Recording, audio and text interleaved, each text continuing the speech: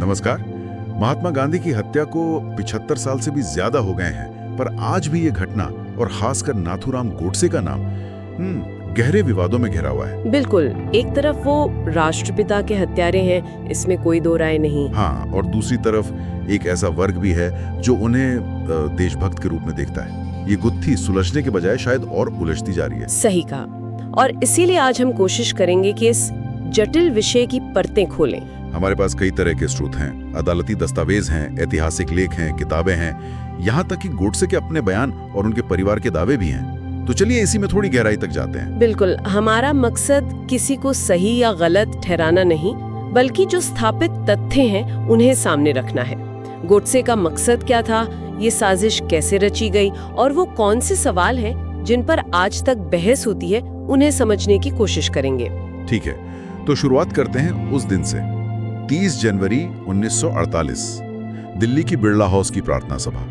गांधी जी पर 3 गोलियां चली। हाँ, और गोली चलाने वाला था नाथूराम गोडसे, जिसे मौके पर ही पकड़ लिया गया था। लेकिन क्या यह सिर्फ गोडसे का अकेले का काम था या इसके पीछे कोई बड़ी साजिश थी? देखिए, जांच और जो मुकदमा चला उससे ये बात तो एकदम साफ है कि ये एक सोची समझी, पूरी तरह से प्लान की हुई साजिश थी। इसमें कई लोग शामिल थे। कई लोग? हाँ। कौन कौन मुख्य थे इसमें? मुख्य साजिशकर्ता के तौर पर 2 नाम सबसे ऊपर आते हैं, नाथूराम गोडसे जिसने गोली चलाई, और नारायण आप्टे। इन दोनों को ही इस जुर्म के लिए फांसी की सजा हुई थी। गोडसे और आप्टे? हाँ। और इनके अलावा भी कई सहयोगी थे, जैसे विष्णु करकरे, मदन लाल पहावा जिसने गांधी जी पर पहले भी बम फेंकने की कोशिश की थी जनवरी में ही, शंकर किस्तैया, गोपाल गोडसे जो नाथूराम का भाई था, और दत्तात्रेय परचूरे। इन सबको भी अलग अलग सजाएं हुई। मतलब एक पूरा नेटवर्क था इसके पीछे। हाँ, और एक व्यक्ति थे दिगंबर बड़गे, जो बाद में सरकारी गवाह बन गए थे। उनकी गवाही इस केस में काफी अहम साबित हुई। और एक बड़ा नाम जिस पर हमेशा उंगलियां उठती रही वो थे वीडी सावरकर। उनका क्या रोल था इसमें? जी, सावरकर पर भी आरोप लगे थे। आरोप था कि वो भी इस साजिश का हिस्सा थे, या कम से कम उन्हें इसकी जानकारी थी और उन्होंने इसे आशीर्वाद दिया था। लेकिन अदालत में उनके खिलाफ कोई पुख्ता सबूत पेश नहीं किया जा सका। दिगंबर बड़गे की गवाही थी, पर उसे पर्याप्त नहीं माना गया, तो सबूतों के अभाव में अदालत ने उन्हें बरी कर दिया। अच्छा, और ये हथियार कहाँ से आया था जो पिस्तौल इस्तेमाल हुई? वो पिस्तौल एक सेमी ऑटोमेटिक बेरेटा पिस्टल, उसका इंतजाम ग्वालियर से किया गया था। इसमें डॉक्टर दत्तात्रेय परचूरे का नाम सामने आया था। कहा जाता है कि उन्होंने ही गोडसे को वो हथियार मुहैया कराया था। तो मतलब तैयारी काफी पहले से चल रही थी। जी। जनवरी में पहावा का बम हमला नाकाम हुआ और फिर 30 जनवरी को गोडसे ने गोली चलाई। बिल्कुल, ये कोई अचानक गुस्से में उठाया गया कदम नहीं था। पूरी प्लानिंग थी, कई बार कोशिशें हुई, मीटिंग्स हुई, हथियार जुटाए गए। ये एक संगठित प्रयास था। ये तो हुई साजिश की बात, लेकिन अब आते हैं सबसे बड़े सवाल पर। आखिर क्यों गोडसे ने गांधी को क्यों मारा? उसका मकसद क्या था? उसने अपने बचाव में क्या कहा था? देखिए, गोडसे ने अदालत में हत्या की बात तो कबूल की। उसने ये नहीं कहा कि मैंने नहीं मारा, पर उसने अपने इस कृत्य को राजनीतिक और वैचारिक आधार पर सही ठहराने की कोशिश की। कैसे? क्या तर्क दिए उसने? उसने एक बहुत लंबा बयान दिया था अदालत में, करीब 90 पन्नों का। उसमें उसने मुख्य रूप से गांधी जी की अहिंसा की नीति और हिंदू मुस्लिम एकता के प्रयासों पर सवाल उठाए। उसका मानना था कि गांधी की ये नीतियां देश के लिए और खासकर हिंदुओं के लिए बहुत हानिकारक साबित हो रही हैं। मतलब वो गांधी की नीतियों से सहमत नहीं था? बिल्कुल सहमत नहीं था। वो मानता था कि गांधी की वजह से ही देश का बंटवारा हुआ, और बंटवारे के बाद जो भयानक हिंसा हुई, लाखों लोग मारे गए, बेघर हुए, उसके लिए भी वो गांधी को ही जिम्मेदार ठहराता था। और वो पाकिस्तान को 55 करोड़ रुपए देने वाला मामला, उसका भी जिक्र आता है। हाँ, वो एक बहुत बड़ा ट्रिगर पॉइंट माना जाता है। जनवरी 1948 में गांधी जी ने अनशन किया था, जिसकी एक मांग ये भी थी कि भारत सरकार पाकिस्तान को उसके हिस्से के 55 करोड़ रुपए दे जो रोके हुए थे। सरकार मान रही। और गोडसे ने इसे कैसे देखा? गोडसे और उसके साथियों ने इसे हिंदू हितों के साथ एक तरह का विश्वासघात माना। उनका कहना था कि एक तरफ पाकिस्तान कश्मीर में हमला करवा रहा है और दूसरी तरफ गांधी जी उसके लिए पैसे दिलवाने पर अड़े हैं। इसे उन्होंने देशद्रोह जैसा माना। तो गोडसे के अनुसार गांधी को सजा देना जरूरी था। हाँ, उसके बयान का लबोलुआब यही था कि गांधी जी की नीतियां देश को कमजोर कर रही थीं, हिंदुओं के साथ अन्याय कर रही थीं और उन्हें रास्ते से हटाना जरूरी हो गया था। उसने कहा कि गांधी जैसे अपराधी को दंड देने का कोई और कानूनी रास्ता नहीं बचा था, इसलिए उसे ये कदम उठाना पड़ा। उसने ये भी कहा था कि उसे पता है कि लोग उससे नफरत करेंगे। जी हाँ, उसने कहा था कि इतिहास उसे खलनायक मानेगा, लोग उससे घृणा करेंगे, लेकिन वो ये सब भुगतने को तैयार है। उसका मानना था कि गांधी के न रहने पर ही भारत की राजनीति ज्यादा व्यवहारिक, यथार्थवादी और सैन्य रूप से मजबूत बन पाएगी। एक तरह से वो अपनी हिंसा को एक ऊंचे राजनीतिक मकसद का जामा पहनाने की कोशिश कर रहा था। ये तो गोडसे का पचश हुआ, लेकिन इतने साल गुजर जाने के बाद भी कुछ सवाल हैं जो खत्म नहीं होते। जैसे एक थ्योरी बीच में आई थी कि 3 नहीं 4 गोलियां चली थी। हाँ, ये मामला हाल के सालों में फिर से उठा था। एक शोधकर्ता है पंकज फडनीस, उन्होंने सुप्रीम कोर्ट में याचिका दायर की थी।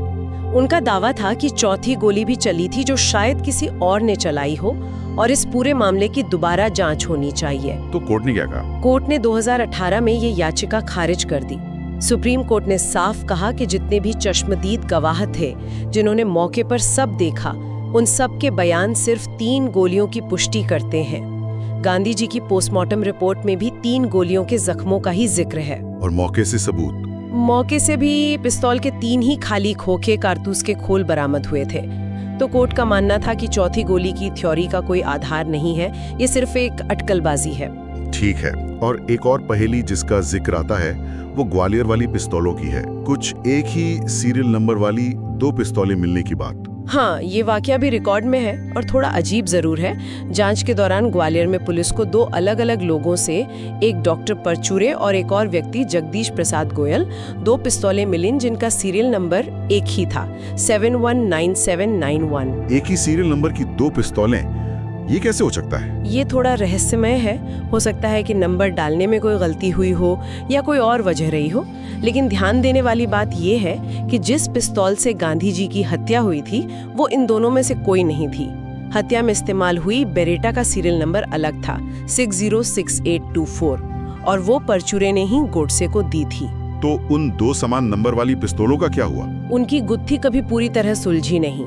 जांच उस दिशा में शायद उतनी आगे बढ़ी नहीं। ये दिखाता है कि इतिहास में कई बार ऐसे सिरे छूट जाते हैं जो अनसुलझे रह जाते हैं। बिल्कुल। एक और ऐसा ही मुद्दा है जिस पर हमेशा बहस होती है, गोडसे और राष्ट्रीय स्वयंसेवक संघ यानी आरएसएस का रिश्ता। क्या वो वाकई आरएसएस से जुड़े थे या नहीं?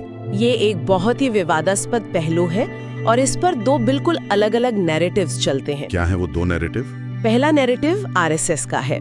आरएसएस का हमेशा से यही कहना रहा है कि हाँ, गोडसे कभी उनके सदस्य हुआ करते थे, लेकिन उन्होंने 1930 के दशक में ही, मतलब हत्या से बहुत पहले, संगठन छोड़ दिया था। उनका गांधी की हत्या से कोई लेना देना नहीं। और दूसरा नैरेटिव? दूसरा नैरेटिव गोडसे के परिवार, खासकर उनके भाई गोपाल गोडसे की तरफ से आता है। उनका दावा है कि नाथूराम ने कभी भी आरएसएस नहीं छोड़ा। हाँ, ये जरूर था कि वो बाद के सालों में आरएसएस के नेतृत्व और उसकी कार्यशैली, खासकर उसके नरम रवैये की आलोचना करने लगे थे, पर उन्होंने औपचारिक रूप से कभी संगठन छोड़ा नहीं था। ने ये भी दावा किया था कि फांसी पर चढ़ने से ठीक पहले नाथूराम गोडसे ने आरएसएस की प्रार्थना नमस्ते सदा वत्सले मातृभूमि के कुछ अंश पढ़े थे। अच्छा। हाँ, तो ये दिखाता है कि किसी व्यक्ति की पहचान, उसकी संबद्धता, ये भी इतिहास में कितने जटिल और विवादित हो सकते हैं। सच क्या है ये कहना बहुत मुश्किल है। दोनों पक्ष अपने अपने दावों पर कायम है। ये वाकई बहुत पेचीदा है। और आज हम देखते हैं, जैसा हमने शुरू में कहा, कि फांसी के 75 साल से ज्यादा बीत जाने के बाद समाज के कुछ हिस्सों में गोडसे को एक नायक, एक हीरो की तरह पेश करने की कोशिश हो रही है। उनकी मूर्तियां लगाने की बात होती है, सोशल मीडिया पर उनका महिमा मंडन होता है। ऐसा क्यों हो रहा है? देखिए, ये आज के भारत में चल रहे एक बड़े वैचारिक बदलाव या मंथन का संकेत है। एक खास तरह की विचारधारा, जिसे हम दक्षिणपंथी या हिंदू राष्ट्रवादी कह सकते हैं, उसका प्रभाव बढ़ रहा है। और इस विचारधारा के लिए गोडसे का क्या महत्व है? इस विचारधारा के कुछ समर्थक गोडसे को हिंदू हितों और हिंदू राष्ट्र के रक्षक के तौर पर देखते हैं। उनके लिए गोडसे वो व्यक्ति है जिसने कथित तौर पर हिंदू विरोधी नीतियों को लागू करने वाले गांधी को सजा दी। ये गांधी के बहुलतावादी, सर्वसमावेशी भारत के विचार के ठीक उलट एक विचार है। मतलब ये गांधी बनाम गोडसे की वैचारिक लड़ाई आज भी जारी है? एक तरह से हाँ। गोडसे का ये जो पुनरुभार है, ये इसी वैचारिक संघर्ष का प्रतीक है और ये समाज को बांटने वाला, ध्रुवीकरण करने वाला मुद्दा भी है। मुझे याद आ रहा है, शायद जस्टिस खोसला ने भी लिखा था कि जब मुकदमा चल रहा था तब भी गोडसे के बयान का लोगों पर काफी असर हुआ था। हाँ, आपने बिल्कुल सही याद दिलाया। जस्टिस जीडी खोसला, जो पंजाब हाईकोर्ट की उस बेंच में शामिल थे जिसने गोडसे की अपील सुनी थी, उन्होंने अपनी किताब में इस बात का जिक्र किया है। क्या लिखा था उन्होंने? उन्होंने लिखा कि जब गोडसे ने अदालत में अपना लंबा बयान पढ़ा तो कोर्ट रूम में मौजूद दर्शक, जिनमें ज्यादातर पढ़े लिखे लोग थे, वो इतने भावुक हो गए थे कि उनकी आंखों में आंसू आ गए थे। माहौल एकदम बदल गया था। इतना असर? हाँ। जस्टिस खोसला ने यहाँ तक लिखा कि अगर उस दिन उन दर्शकों को जूरी बनाकर फैसला करने को कहा जाता तो शायद बहुमत गोडसे को निर्दोष करार दे देता। ये दिखाता है कि गोडसे के तर्कों में, उसकी बातों में एक भावनात्मक अपील जरूर थी जो उस समय भी कुछ लोगों को छू गई थी और शायद आज भी कुछ लोगों को प्रभावित करती है। तो अगर हम इस पूरी चर्चा को समेटें तो क्या मुख्य बातें निकल कर आती हैं? पहली बात तो ये कि गांधी की हत्या एक व्यक्ति का काम नहीं बल्कि एक सुनियोजित राजनीतिक साजिश थी जी, जिसके लिए नाथूराम गोडसे, नारायण आप्टे और उनके कई साथियों को दोषी पाया गया और सजा मिली। बिल्कुल। दूसरी बात, वीडी सावरकर पर आरोप जरूर लगे लेकिन सबूतों के अभाव में वो बरी हो गए। ये कानूनी तथ्य है। हाँ, और तीसरी बात, गोडसे ने अपने कृत्य को सही ठहराने के लिए राजनीतिक और वैचारिक कारण दिए, खासकर गांधी की हिंदू मुस्लिम एकता और अहिंसा की नीतियों पर सवाल उठाए और उन्हें बंटवारे और हिंसा के लिए जिम्मेदार ठहराया। सही। और हमने ये भी देखा कि चौथी गोली जैसी थ्योरीज खारिज हो चुकी हैं, लेकिन कुछ पहेलियां, जैसे वो ग्वालियर की पिस्तौलें या आरएसएस से गोडसे के असल संबंधों का सवाल, ये आज भी बहस का विषय बने हुए हैं। मतलब स्थापित तथ्य अपनी जगह हैं, लेकिन उनकी व्याख्याएं, उनका विश्लेषण और उनसे जुड़े विवाद आज भी जिंदा हैं। बिल्कुल।